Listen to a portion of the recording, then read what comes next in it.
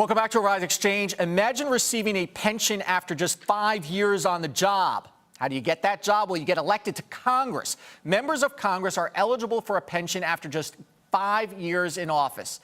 And guess who's left footing the bill? That's right, us, the taxpayers. Hadley Heath Manning is with the Independent Women's Forum. She joins us now to talk about this. I think a lot of people might be surprised by this because there's so many millionaires in Congress to begin with. So how did we get here where after just 5 years in office, you can get as much, I think, as $40,000 a year in a pension?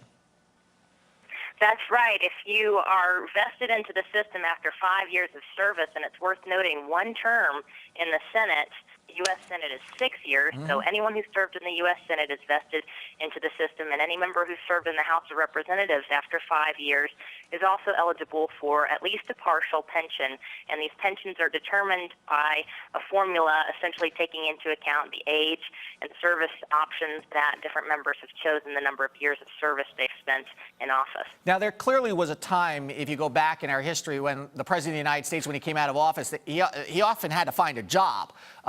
That obviously was solved by some of these problems. But why does this consistently go on? Can we get members of Congress to revisit this? Well, you know, if you go back very far in United States history, it used to be that people who served in our Congress had other professions, and generally there weren't as many career politicians as there are today. They wouldn't even meet for much of the year. They would convene Congress, and then the Congress members would go back home to their home districts and work in other professions.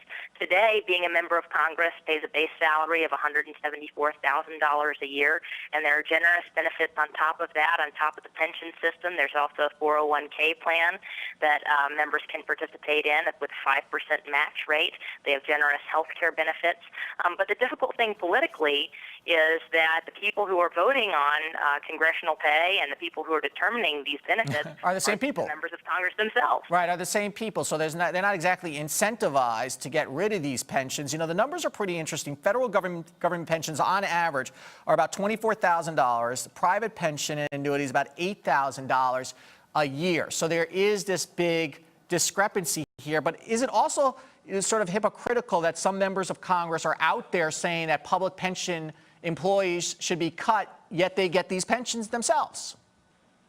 Well, there are a couple notable exceptions. Interestingly, there have been at least a couple of members of Congress who have refused to participate in the pension system, Ron Paul being a notable example. He says it's immoral. But yes, politically, there are very difficult incentives facing lawmakers who want to reform pensions. We see this at the state level. Any governors or state-level lawmakers who want to reform pensions, this doesn't just impact their own pension, but it impacts government workers who are not lawmakers. So people maybe who work in the education system, people who work in fire departments or police departments. These are groups of workers who tend to pay very close attention to reforms in the law, and they are usually more likely to be unionized than private sector workers. So they're taking a lot of care to try to defend those pension systems against reform. But another political incentive at work here is how people turn over in the political career. So a governor or a lawmaker, member of Congress, can make promises about future benefits, future pensions, and when he or she is replaced, they are no longer in office to face the budgetary impact. That's right. Hadley Heath Manning from the Independent Women's Forum. Thank you so much. Thank you. Time now for our business ticker stories making headlines across the nation and the